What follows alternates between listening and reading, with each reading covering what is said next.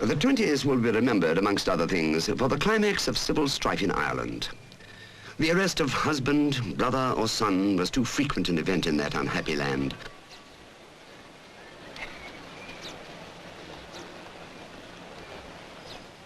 A theme the movies rose to. The Informer. The German film director Arthur Robinson gave the screen a brilliant, mirror-like representation of life in the Troubles. The powerful realism of the German cinema had at last infiltrated into British studios with good effect. If you can't beat them, import their best talents.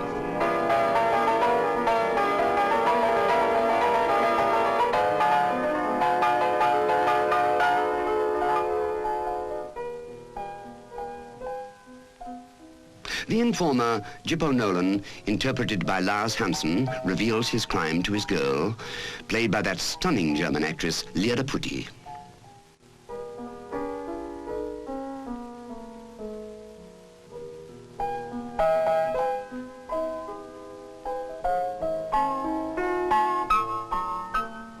His betrayed friend shot while trying to escape, Nolan goes to comfort the bereaved mother.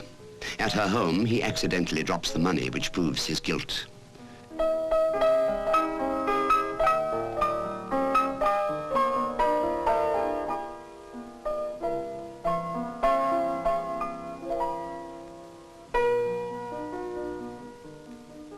Finally, the dying Nolan in church, seeking and finding the mother's forgiveness for his crime.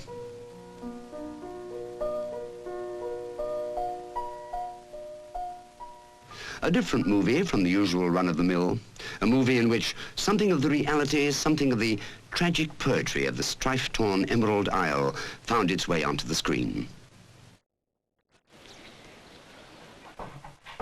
Another good production. This is filmmaking within a film. Anthony Asquith's Shooting Stars, a simple story, yet one effectively told. A triangle drama in which all three are film stars hiding their true emotions each day in the cause of the common make-believe. But offset, their lives reach a climax not in any script. The comedian lover of the girl lets himself into her flat under the impression that her husband is away on location.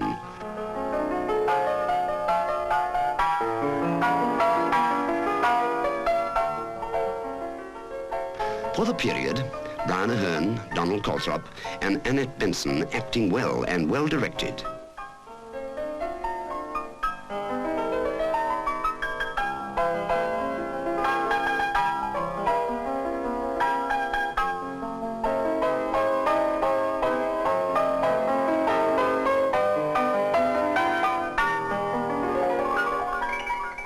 Dramas, comedies, some good, some bad. That's filmmaking the world over. But how few realized what was even then cooking up under their noses. Under crude aerials with primitive equipment, the engineers of Baird were dabbling in, for those days, a real far-fetched realm of science, television, sending pictures as well as sound by means of radio waves. Oh, what an absurdity. In any case, such a device could never have the slightest effect on the motion picture trade, could it? No, not a chance.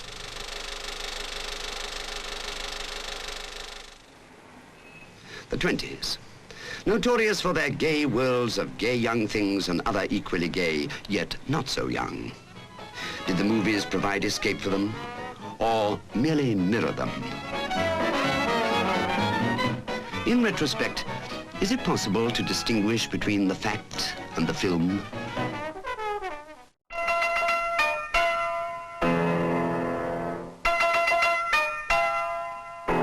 Anna May Wong dancing in the movie Piccadilly before an audience which included one inebriated diner.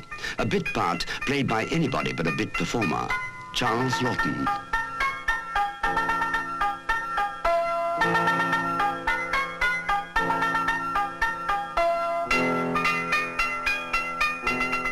In the studio, Charles Laughton saw Anna May Wong.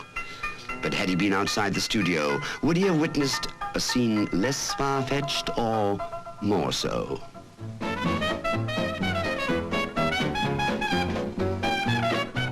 With such a passage of time under the bridge, it's indeed hard for any of us to distinguish the fact from the fiction.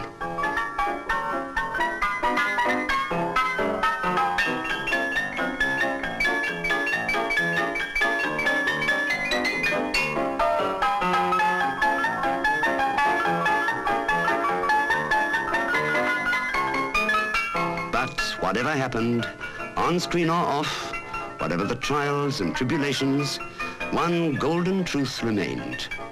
Came whatever else that may, always, always came the dawn.